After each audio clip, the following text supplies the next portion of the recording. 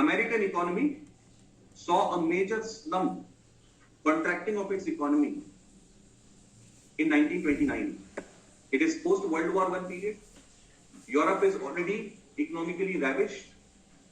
Europe is ravaged, so naturally its colonies are affected. And this Europe is dependent on USA. And USA itself suffers from this Great Depression of 1929, affecting the whole world after that. Why this depression came and how America came out of it, all of that story we will see in this subtopic. And then we will meet two gentlemen, not gentlemen actually, Hitler and Mussolini. Their respective ideologies, fascism and Nazism. In the interwar period, Europe is going through a lot of crises. Inflation है, shortages हैं, political uncertainty है, multiple attempts at coup are being made, और ऐसी situation में जनता परेशान है, बदहवास है. जब भी ऐसी बुरी सिचुएशन आती है दोस्तों, people want a leader who has 56 inch की छाती, who can promise them to be their messiah, तारणहार पाहिजे असतो लोकांना. And whenever a leader comes out in such a situation with a big vision and a program and an agenda, people are ready to throw their lot with him. The Germans, the Italians, and even Spaniards, they went for such dictators in this period, and these people will ultimately cause another world war, which will be World War II. We will also go in our neighborhood, our immediate neighborhood, and meet our fellow brothers. Hindi Chini Bhai Bhai. We will meet the Chinese people and try to understand their history, their relatively recent history. We will see how China, which was Parda Nashi samajhte hain? Somebody who's behind the Parda is called as Parda Nashi. How this Parda Nashi China was made Parda by European powers. How it was exploited. You know, recently as in last year, China की communist party को 100 साल पूरे हुए और उस वक्त Xi Jinping ने एक बड़ा स्पीच दिया था. आपने न्यूज़ में उस वक्त में पढ़ा होगा या सुना होगा. In that speech he said, he referred to the last century as the century of humiliation. What he wanted to convey was कि वो चाइना बहुत कमजोर था when we suffered that century of humiliation.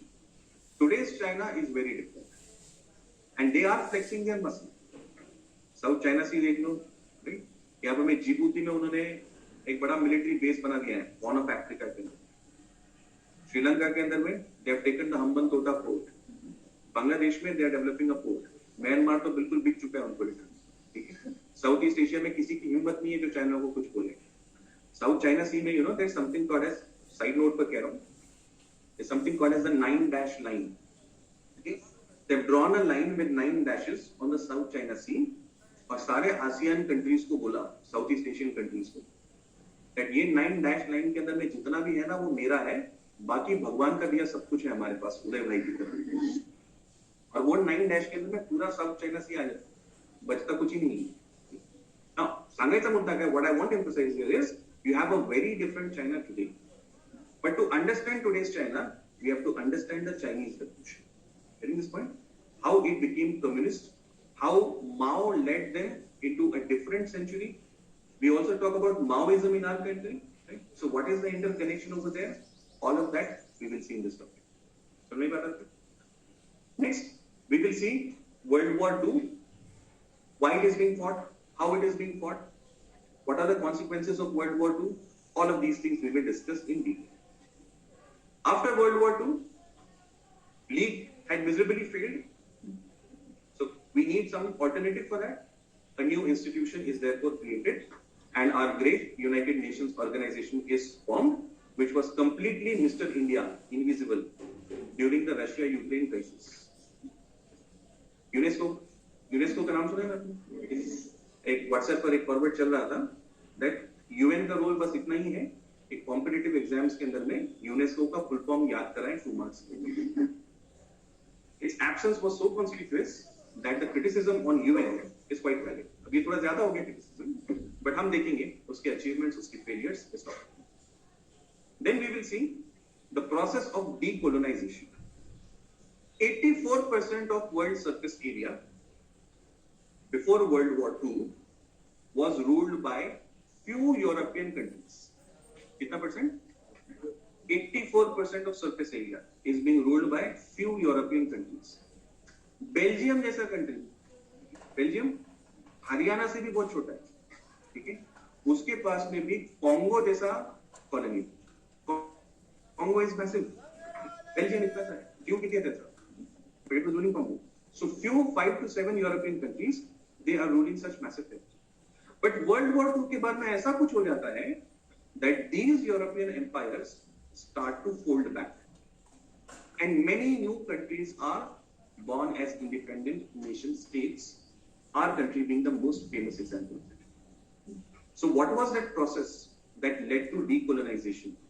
What were its effects, consequences? We will see all of that. And then we'll also see the active struggle and rivalry between the two superpowers of the second half of 20th century, that is USA and USSR. That rivalry, that struggle is called as the Cold War, Shita Yuddha Mantra. It is not just a rivalry between two countries, guys. आज देखिए China और USA भी rivals हैं.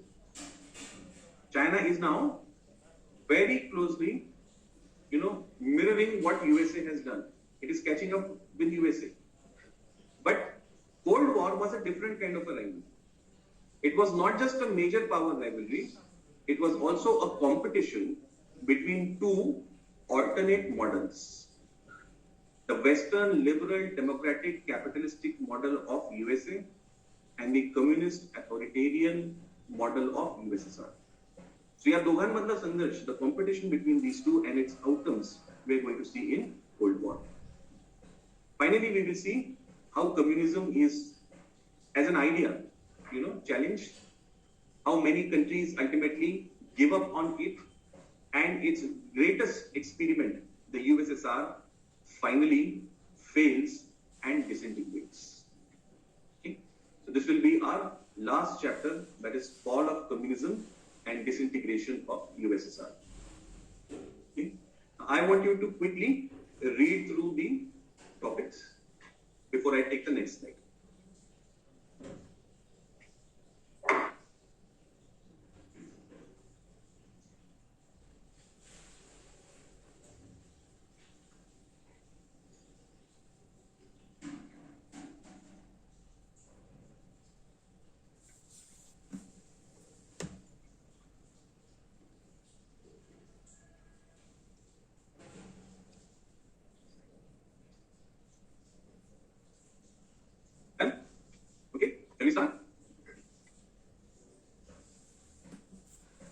Now, some intricacies regarding preparing this particular subject.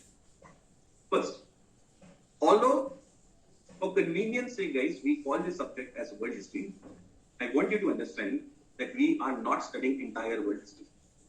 All that we are going to study is history of modern Europe and its interconnections with the rest of the world. पूरी world history हमको पढ़ना नहीं है. Ancient medieval हम नहीं पढ़ रहे, दुनिया में हर जगह क्या हो रहा है वो हम नहीं पढ़ रहे. We are only studying history of modern Europe and its interconnections with the rest of the world. This should lead you to a logical question as to why we are supposed to study the history of Europe only. Why not study what is happening deep inside Africa? Why not study about the kings who are ruling over there, the tribal chiefs who are ruling over there? Why not? The reason behind that is this: the values, ideas, and institutions that we spoke about earlier have all first emerged over here in Europe, and they have shaped the rest of the world. In medieval times, in ancient times, Europe was backward. They called it the Dark Ages. They were so backward. And advancements were in India, in China, in other civilizations. But all of these civilizations are left behind, and Europe steals the march. Why? Because it has a new set of ideas. Ideas are very crucial. एक शायर लिखता है, मेरी class में आप शायरी भी बहुत सुनते हैं. शायर लिखता है, जब ये कहता है ना सुनाने वाला, तो आपका काम होता है आप इरशाद करें.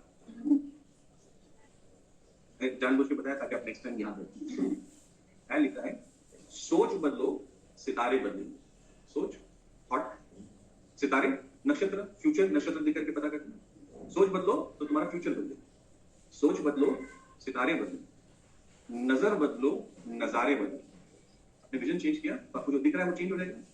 सोच बदलो, सितारे बदलेंगे, नजर बदलो, नजारे बदलेंगे। कश्ती बदलने की जरूरत नहीं, रुख बदलो, किनारे बदलेंगे। दूसरा रूल आपको पता है, एकदम रसिक ऑडियंस है आपके। ठीक है, so idea, whatever mankind has created guys, that has first occurred as an idea, और फिर उसको हम प्रैक्टिकल इंप्लीमेंट करते हैं। सो आइडियाज रूल द वर्ल्ड, और मॉडर्न वर्ल्ड के आइडियाज यूरोप से आए हैं, इसलिए यूरोप हमको, यूरोप की हिस्ट्री हमको पढ़े। In some places, Europe's history gets connected with the rest of the world, and something significant happens there. So, for example, the modern political ideas came in Europe, but first implementation, pilot project, either USA. So, why do we study USA? Because it is the first successful pilot project of ideas coming from Europe. That's why USA becomes. That's my point. So, we are studying history of modern Europe and its interconnections with the rest of the world. So, one. Number two. अब तक आपने जो history पढ़ी है school में, may be in college also, that history has always focused more on facts. फलाना राजा, ये लड़ाई, सना बढ़िया वगैरह। UPSC history is different.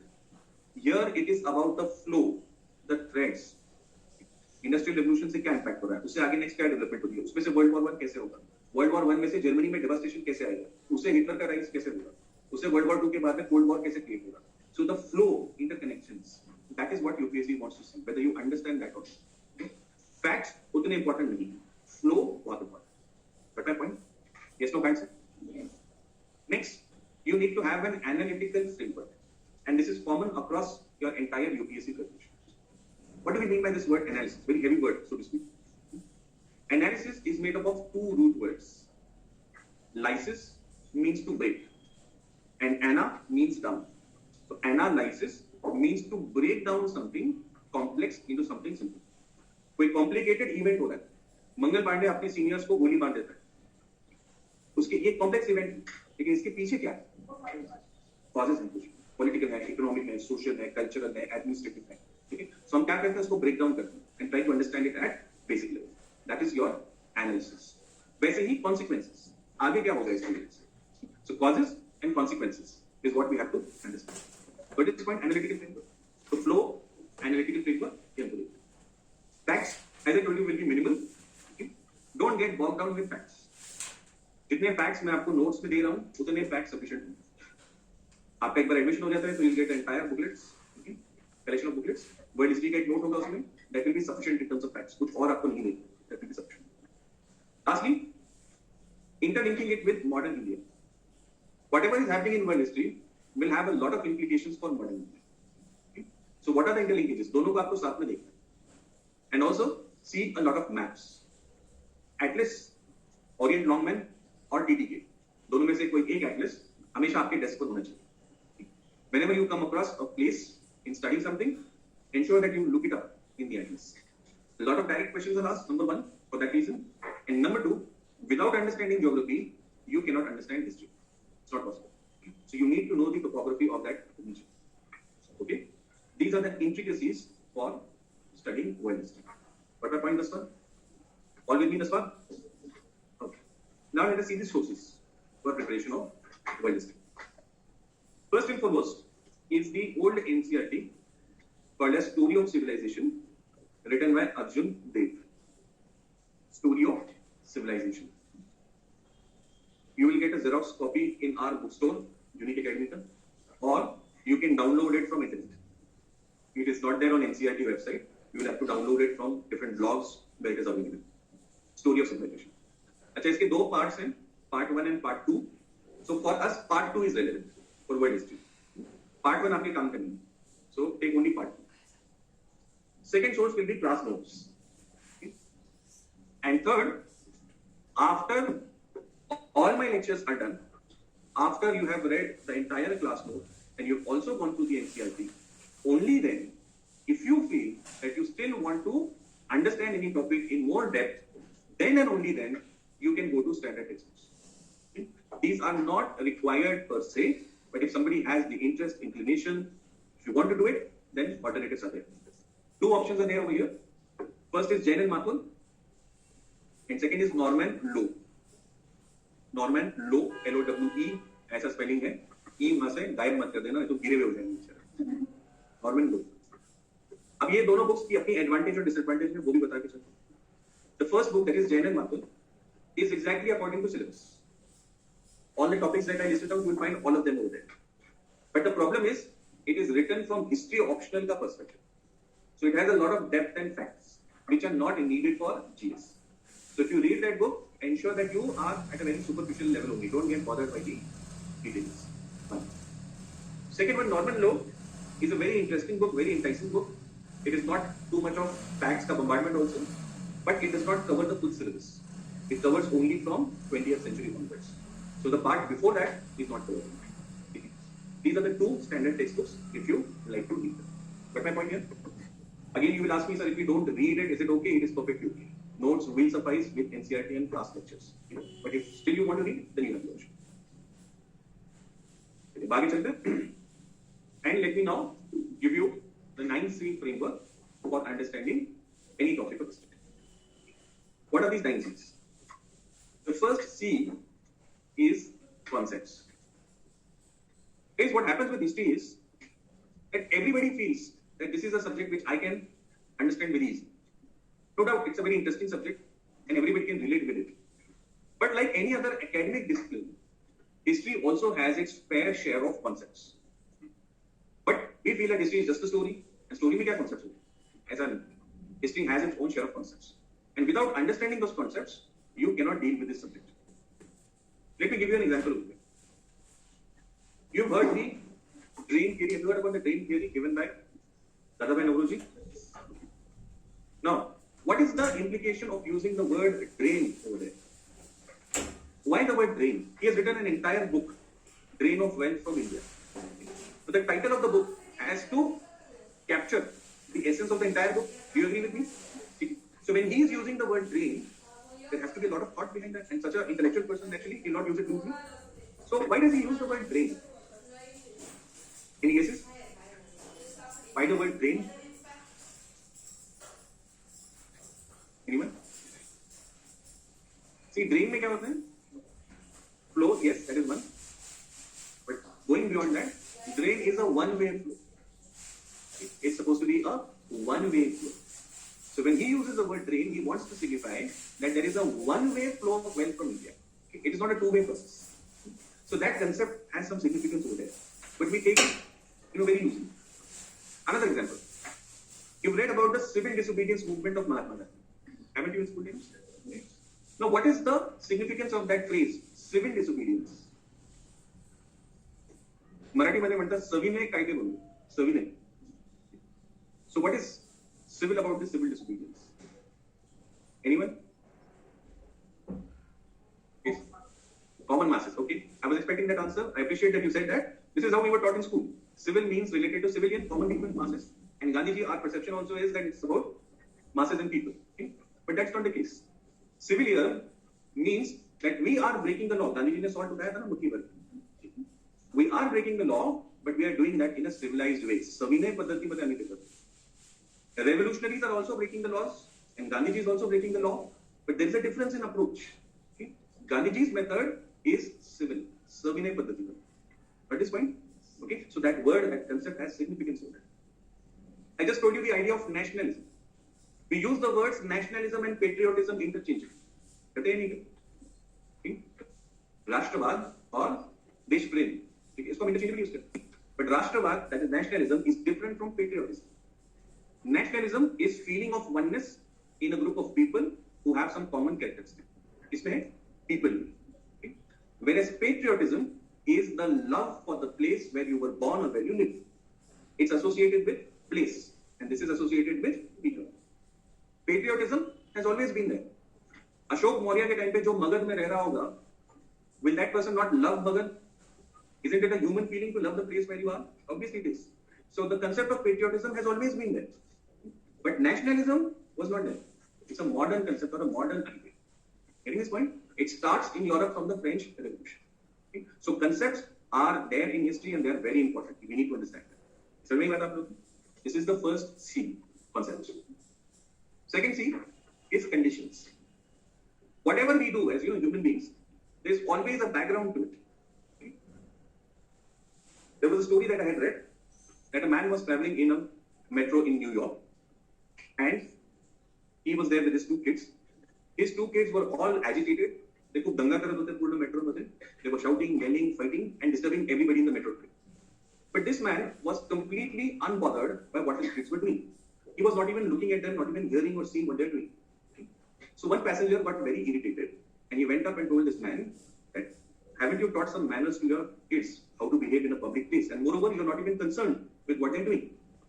That man replied, we are returning from a hospital where my wife died, which means these two kids' mother died. I don't know how to react. And perhaps even they don't know how to react at this age. So they are behaving the way they are behaving, and I'm doing what I'm doing. Okay?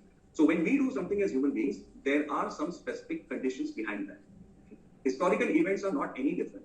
It's aggregated at many individuals. Okay? So all these events will have certain specific conditions behind them. Till we don't understand those conditions, we can't understand the choices and actions that people make. At this point, this is the second C, which is conditions. Third C, characters.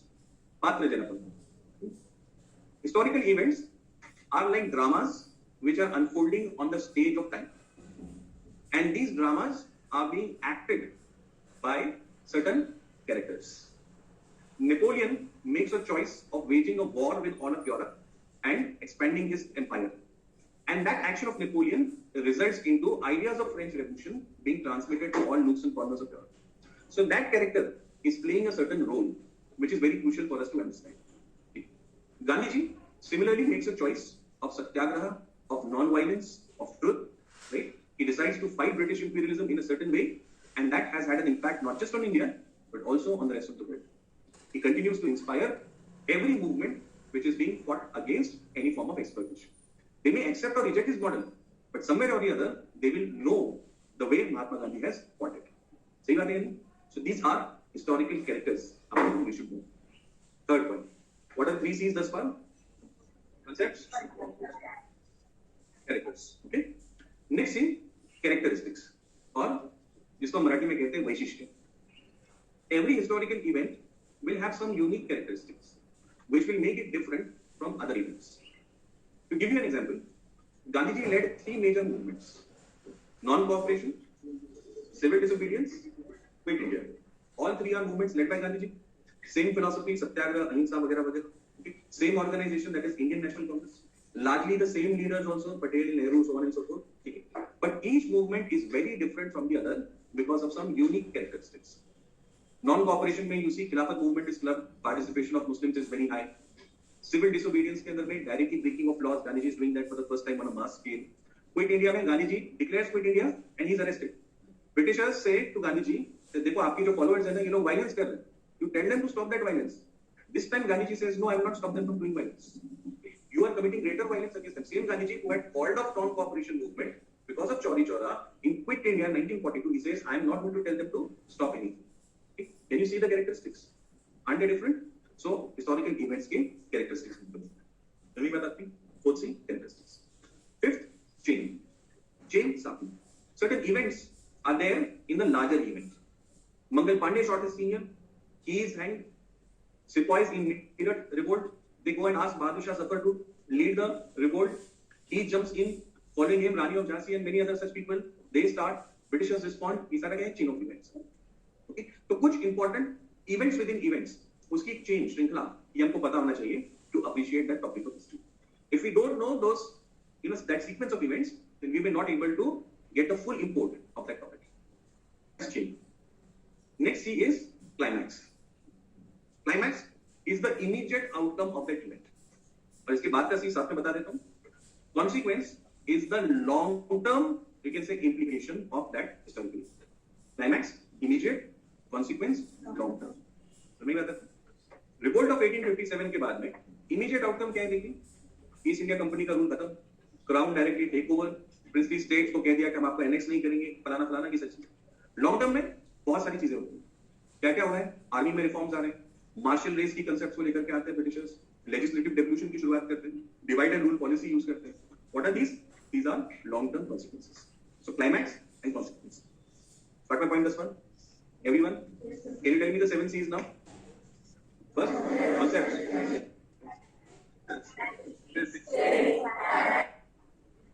Correct.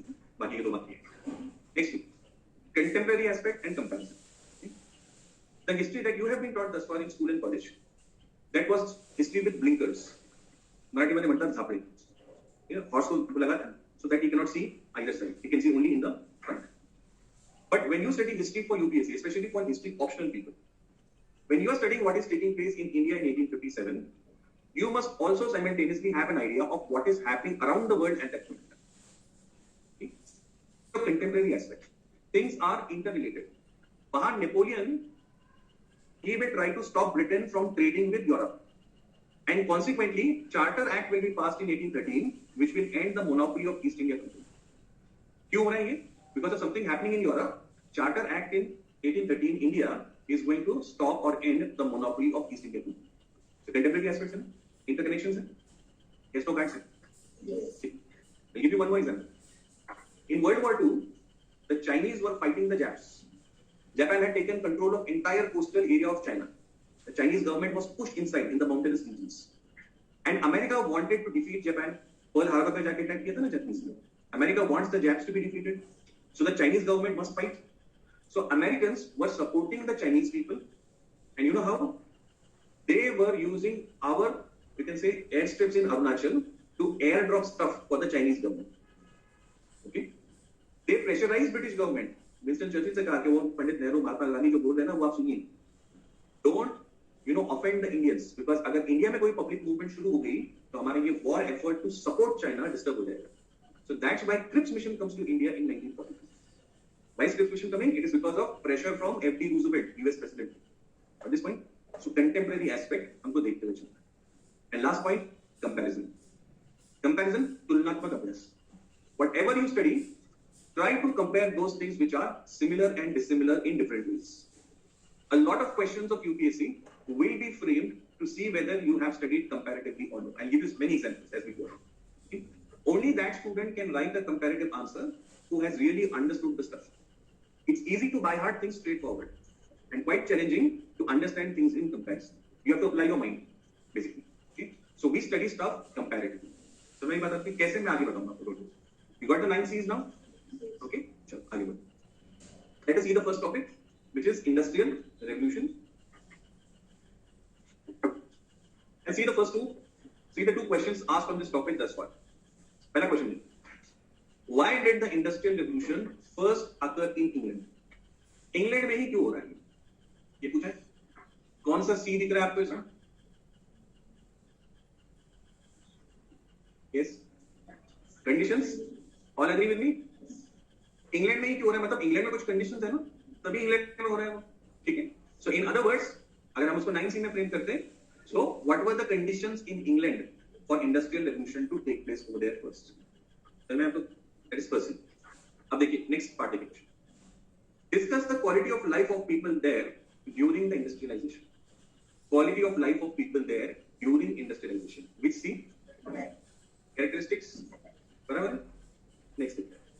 How does it compare with that in India at present? Please देखें आपको. एक और example to make you understand importance of things. Latecomer industrial revolution in Japan invoked certain factors that were markedly different from what West had experienced. कौन सा सी है यहाँ? Comparison. So now do you understand the importance of 9C? इस framework में अगर आपने पढ़ा है, words कैसे भी घुमा के आएंगे, but in the core 9C में से कोई एक सी आपसे expected होगा उस particular question. समझ में आएगा? चलो आगे बढ़ते हैं. अभी टॉपिक हम कैसे देखेंगे? First we'll see the concept of industrial revolution. We'll see why it took place in England first. We'll see its spread to other parts of the world, its consequences, and then impact on colonialism and imperialism. This is how we'll see the topic. Now let us see this concept quickly. Industrial revolution क्या है? All my lectures, invariably, we will start with the core concept. Basic idea क्या है उसका? IR is a new system of production. एक नवीन तंत्र है, प्रणाली है, जिसमें कैपिटल यानी भांडवल. What is capital guys? What is mean by capital? हाँ भांडवल है. पारिभाषिक शब्द tell me the meaning. Money. Okay. Is capital capital and money, are capital and money the same?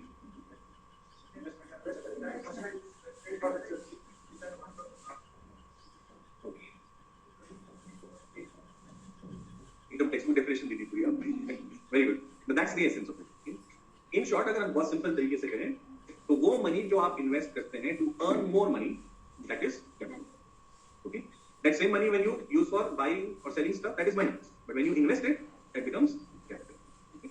So क्या हो रहा है इस रेवोल्यूशन में, इस कंसेप्ट में?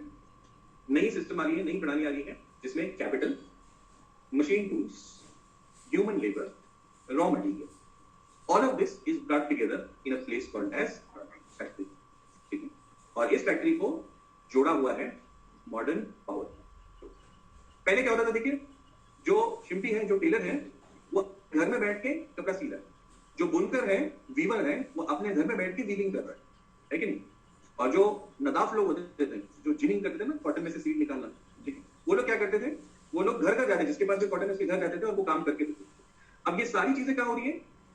All of this is happening in one place. It is called as factory. Got this idea? So what is industrial revolution? A new system of production in which capital, machine tools, human labor, raw material are brought together in a place called as factory, which is connected with power. Pehले human power या animal power. ठीक है? Now you have steam. ठीक है? Later on you will have electricity also. Okay? So the form of power has now quantitatively changed. Got this point?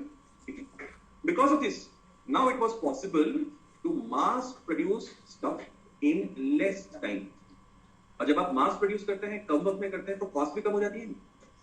You alone going to Goa for a picnic is going to cost you a lot more than a big group going together. Do you agree with this? Okay? Economy of scale comes about there. Furthermore, factories produce at a uniform quality. एक बंदा अगर खुद अपना काम कर रहा है, तो सुबह में उसकी जो क्वालिटी होगी, जरूरी नहीं कि शाम में उस सेम एफिशिएंसी क्वालिटी के साथ में वो काम करे. But machines, you all agree with this? So this is the revolution called as industrial revolution, which starts in England first. Getting this point? And then later it spreads to other parts of Europe, then onwards to USA, Japan, and then also to the colonies. Bharat में भी मुंबई, अहमदाबाद, सूरत, Calcutta, all of these places had some industries. गिरनी कामगार, cotton mills, Mumbai famous थी उसके लिए. So lopsided क्यों ना हो, थोड़ा बहुत ही क्यों ना हो, industrial revolution reached colonies also. This technology or this revolution gave a big boost to imperialism. Factory was hungry for raw material, and that could be produced, as I told you, only in tropical areas. So Europeans were compelled to expand their possessions in different parts of the world. Britishers के बारे में कहा जाता था ना, the sun never sets on the British Empire. Shashi Tharoor उसमें add करते हैं, the sun never sets on the British Empire because even God does not trust the British in dark. इतने सारे कारण किए ना. This is the concept of industrial revolution. याद है, सबकी समझ में आ गया? बेसिक आइडिया क्या है? चलिए आगे बढ़ते. Now let me take you towards modern Europe. What are going to be the developments of modern Europe? But before I do that, I need to give you a tour of ancient and medieval Europe. Only then you will be able to appreciate the developments of modern Europe. Ancient Europe, like ancient India, was a flourishing place. Like we had the great Mauryas in ancient times, similarly, Europe saw the massive Roman Empire that stretched from Britannia in northwest, not biscuit.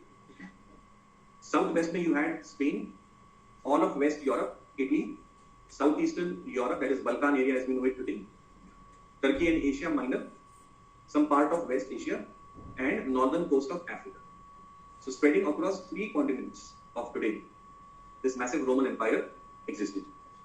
And this Roman Empire mobilized the resources, human resources and natural resources, to achieve great heights in all the fields. It had the most advanced law systems, most advanced administration, communication, infrastructure, technology for its time, so on and so forth.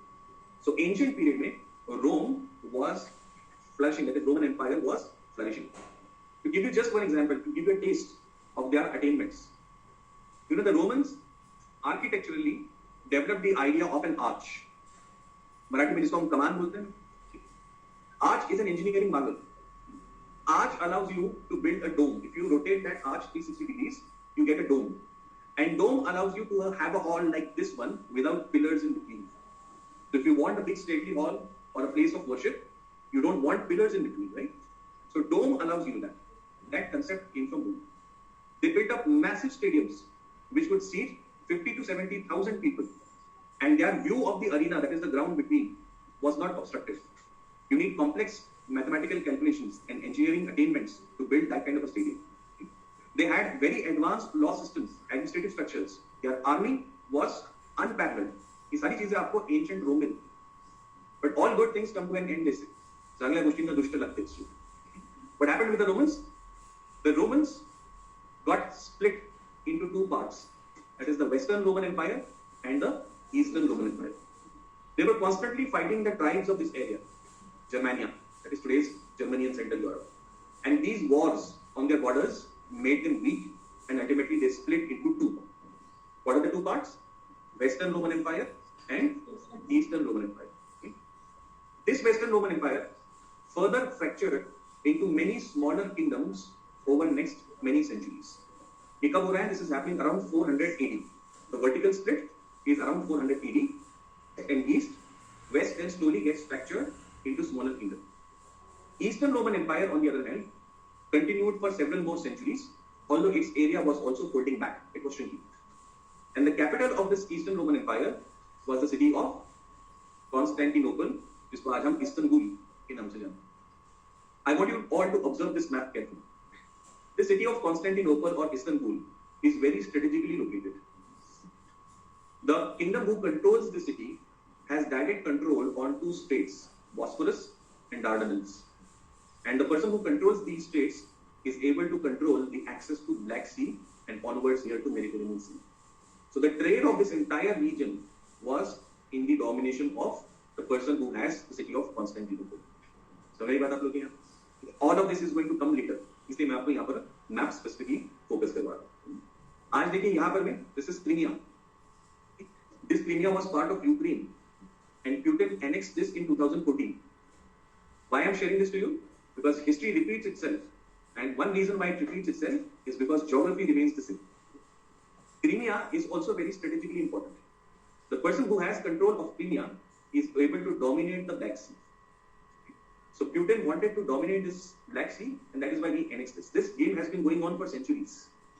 ठीक है. अब जब ये split हो जाता है, तो Europe next पड़ाव में आ जाता है, which is the Middle Ages. Ancient world से medieval world यूरोप में शुरू हो जाता है. And by the time it is medieval in Europe, Europe has become Christian. Let me show you this map once very quickly. See the city of Jerusalem. This is where Jesus Christ, around this area he lived. He gave his message to the people who are called as the Jews. The Jews lived in this area of Israel, Palestine, as we know it today. And Jesus Christ was from amongst that same community.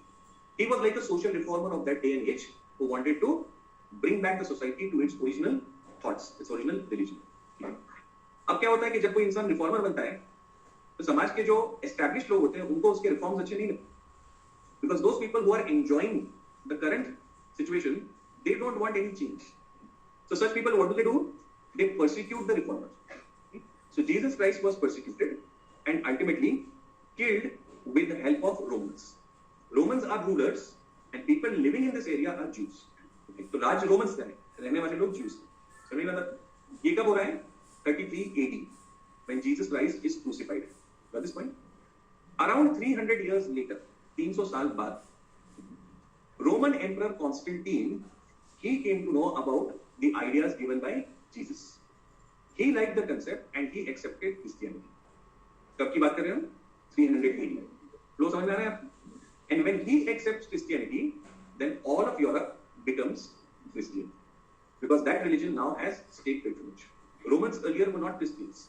The spread is because of Emperor Constantine. Like in India, guys, after Kalinga War, Ashok felt remorse and he accepted Buddhism.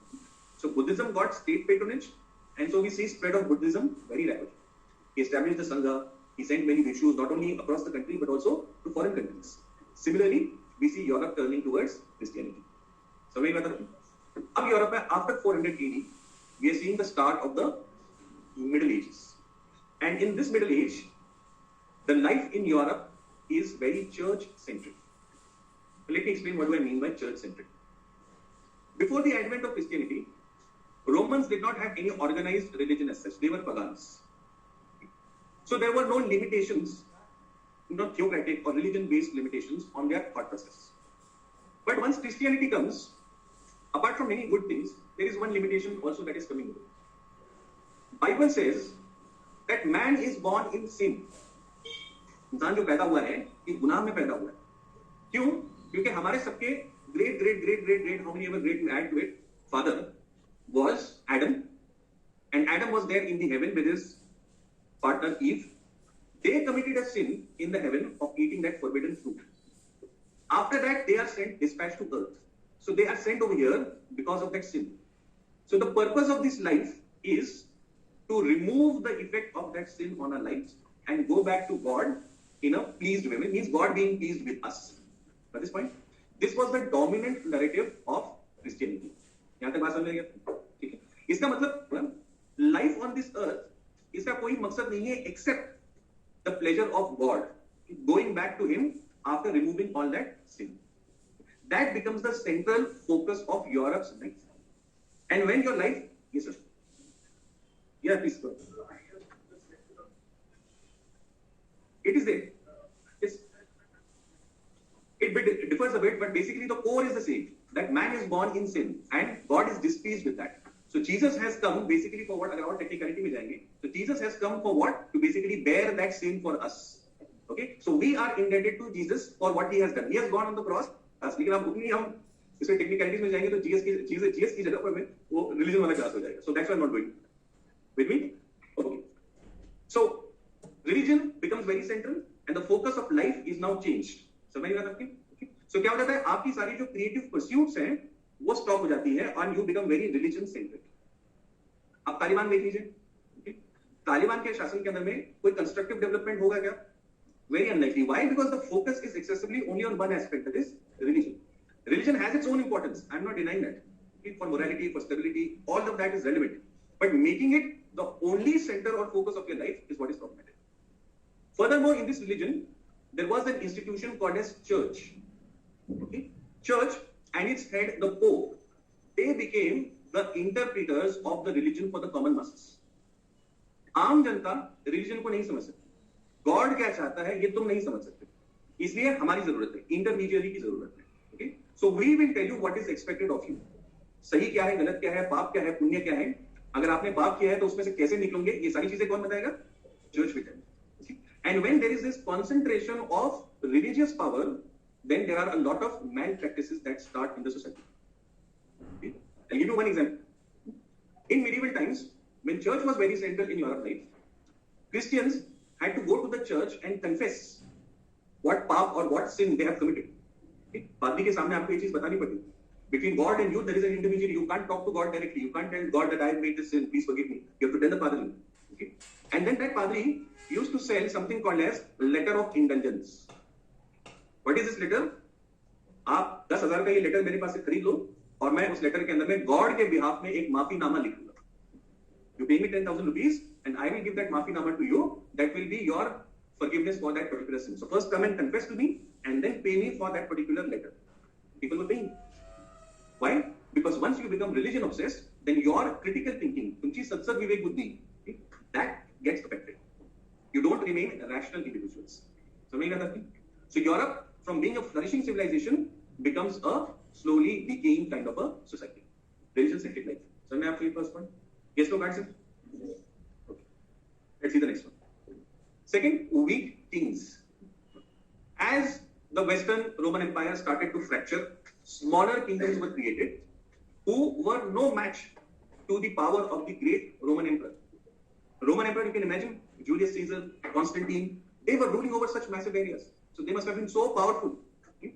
But these kings were ruling over now very small areas. And furthermore, they were dependent on their subordinates who were called as feudal lords. Now understand this concept of feudalism and who are these feudal lords. The king appointed a person on his behalf to collect taxes from the people. Instead of having his own bureaucracy, आज देखिए जब आप tax भरते हैं, we have a bureaucracy, income tax department है, yeah, you have Indian Revenue Services for GST and other indirect taxes. So that's a state का bureaucracy. Instead of that, what we had in medieval times, we had an intermediary who would collect or mobilize taxes on behalf of the king. एक simple मैं analogy देता हूं to make it easily comprehensible. Imagine कीजिए कि पुणे जिले का एक राजा है. Under Pune Zilla there are 14 talukas. This king of Pune district will appoint one person in each of these talukas to collect taxes on his behalf. These people will collect taxes, keep their share in it, and give the rest to the king. King allows them to also maintain a small army out of their personal income so that people will fear them and pay the taxes. See, nobody likes to pay money. It's your hard-earned money, you don't want to pay to the state. Aaj bhi a problem hai na, tax evasion. In those times, also it was there. So there has to be some power at the disposal of the feudal lord. So he's first allowed a army. Then the feudal lord tells the king कि sir आपने मुझे responsibility दे दी, मुझे पैसा भी मिल रहा है, you've allowed me an army also. But when people fight, I have to deal with that justice also. If somebody has rebelled, they are not paying the taxes, तो उस पे केस भी चलाना पड़ेगा. So king says, okay, you deal with the law and order problem also. Law and order is now with me. Cases after that, justice provide करना, ये भी उसी का काम हो जाता है. So slowly, steadily, the king becomes weak and the feudal lords start to become stronger and stronger. First appointed as individuals, over the centuries, they become hereditary lords.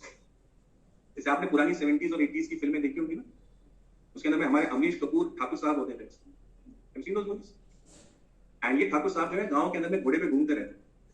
So that was, that element of feudal lord, residual legacy of that feudal lord who was dominating the rural countryside.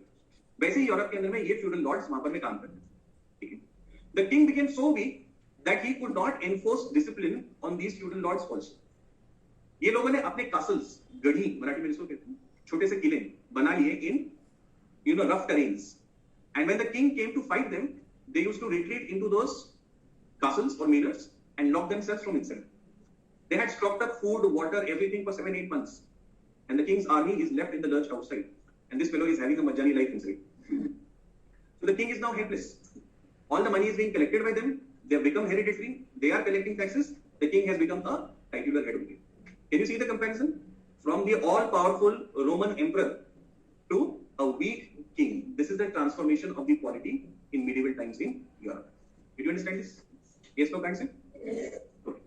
Now, these feudal lords, they were living in rural areas. Thakur साहब कहाँ रहते थे? गांव में रहते थे ना, या whatever thing. आओ हवेली पर, ठीक है. ये सारे डायलॉग्स कहाँ सुनाई देते आपको? Rural area. Why? Because agriculture rural area में होता है, ठीक है. ठाकुर साहब को टैक्स कलेक्ट कहाँ से करना है? From these farmers. So the elite leave the cities and they go to villages. When the elites migrate to the villages, then the cities start to decay. क्योंकि सिटी के अंदर में अगर कोई स्पेंडिंग कैपेसिटी वाला नहीं होगा जिसके पास पैसा है, तो नेचुरली सिटी के अंदर में दूसरे लोग सर्वाइव नहीं कर सकते. सिटी कब बनती है? When there is disposable income, when people apart from agriculturists, they can live over there, उनके खाने पीने की व्यवस्था हो सकती है, तभी सिटी चलेगी ना. अब चूंकि एलिट्स ही जा रहे हैं गांव की तरफ में, तो सिटीज जो है वो डीके होने लगती है. This is opposite of the Roman Empire. Roman Empire, you had flourishing cities. You had trade. आज भी इटली में Roman Empire के वक्त के roads यूज होते हैं. So they had trade, roads connecting cities. वो सारा कुछ खत्म हो जाता है. Economy is now totally ruralized. City-based economy की जगह ruralized economy हमको देखने मिलती है. Then agriculture slowly starts to become backward. Why backward? Because no new technological developments, no critical thinking, no exchange of ideas. So automatically, agriculture, which is the mainstay of the economy, slowly starts to become backward. Okay? And in this agriculture, there is a unique practice that we see in Europe, which is called as serfdom. Nothing to do with your detergent, madam. This practice of serfdom is where laborers are tied to the land. Serfs, they are tied to the land. Means what? These serfs will continue to serve on the same land for their entire life. वो उसी जमीन के ऊपर में मेहनत करेंगे, चाहे जो भी जमीन का owner. Okay? If that owner sells his land to somebody else, X sells it to Y, they will work for Y. Y sells it to Z, they will work for Z, but on that same land. They cannot leave that particular place. So a lot of human resource, a lot of talent is wasted because of this practice. To make you understand, guys, India suffered a lot of invasions coming from the northwest. Do you agree with this? If you see, the population of India was always much bigger than the invading armies. Those armies were just a fraction. Okay? But still, why did India suffer these invasions? One reason behind that was a big chunk of our population was condemned in the caste system to carry out certain specific vocations. So हमारा population अगर 100 लोगों का है, for example, तो उसमें के 70-80 लोग जो है वो specific vocation नहीं कर सकते थे. They could not wield arms. They could not carry swords. There might have been very talented soldiers potentially in those 70 people, but they were never available for the defense of the country. Getting this point? So that human resource is wasted. Getting this? There could be scientists in these serfs potentially. There could have been soldiers. There could have been administrators. All of that talent of Europe is wasted in this particular practice. So this is the kind of Europe that we see in the Middle Ages. Okay? All of this is going to change with one very big development that takes place in 1453. We're coming back to the map of that same region. This is the city of Constantinople. A young Sultan, Sultan Mehmed, who is ruling in this area of Turkey, he decides that I will conquer this city. 20 armies before him had tried their luck on the walls of the city of Constantinople, but each one of them had been a failure. But Sultan Mehmed was made of a different metal. In 1453, using big cannon guns, he blasted his way through the 3 layers of walls of this city and conquered Constantinople. A historian लिखता है, in a ranking of top 100 historical events of the world, he says that this is the 7th most important event in the history of the world. Why is it so important? Let us see that quickly and then we'll stop our lecture for today. Why is this event so important? What big implications did it have? Constantinople fell. The overland trade route between Asia and Europe became unsafe. Now the Ottomans were ruling this area and it became difficult for the caravans to pass through this region. You know the Silk Route has been going on since ancient times, connecting China, India to Europe.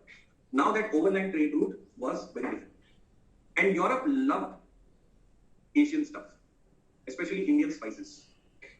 हमारे साथ में China का silk, porcelain, Chinese tiles, Indian spices, our muslin, many things. Just to give you one example, why Indian stuff was very important. हमारे यहाँ से जो काली मिरी जाती थी, black pepper, that was used for preserving meat in cold climates of Europe. So it was necessary for their very survival. But now that trade has become difficult. Therefore, Europeans, especially Portuguese and Spanish people, decide we need to do something about this. So they put their faith in science at this point of time.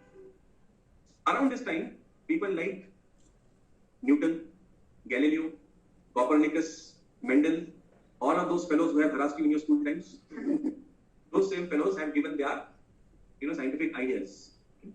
And Europeans feel, let's give science a chance. We have lived by Bible thus far. Bible says the world is flat, which means if you reach the edge, you will fall off.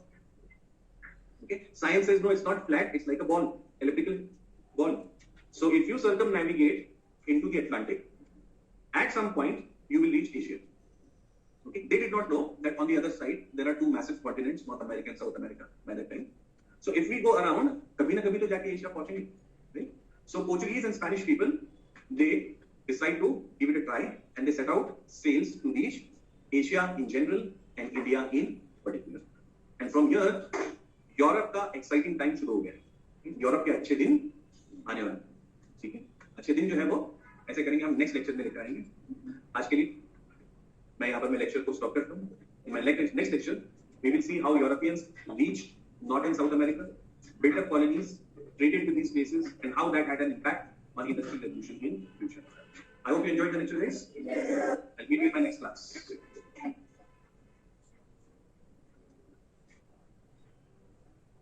Yes, Abhishek, please ask your question. Hello, sir. Yeah, Abhishek.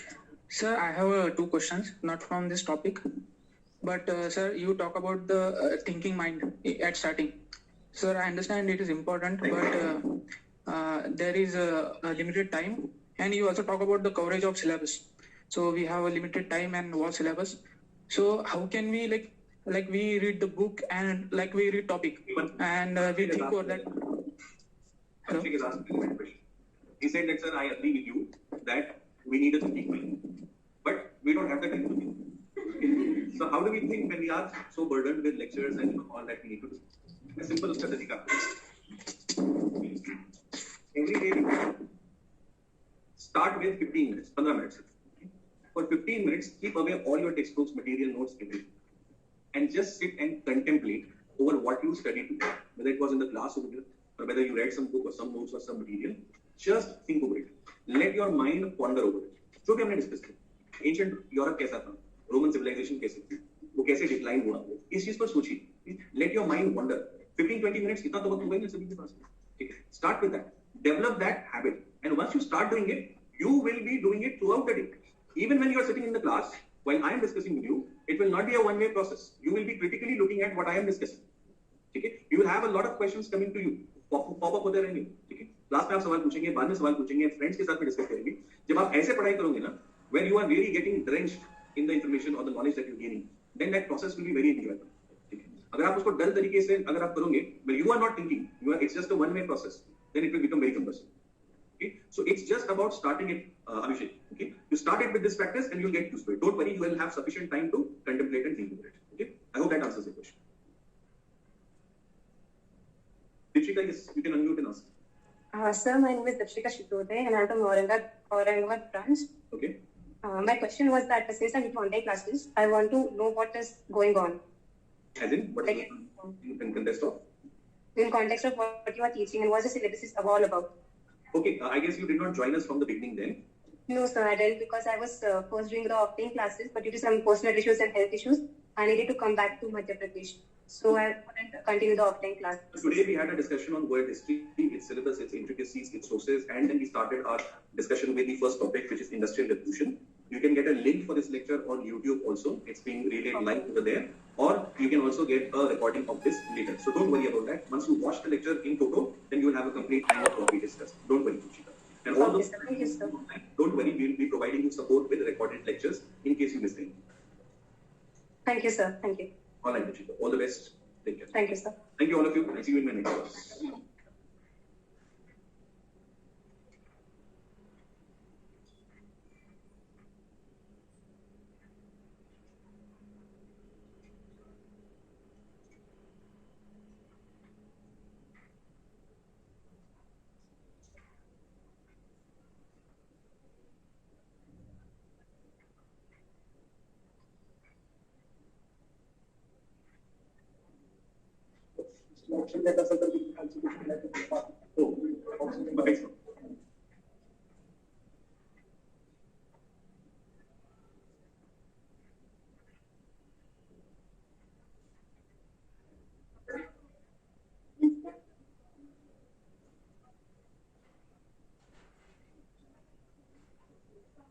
Oh, okay.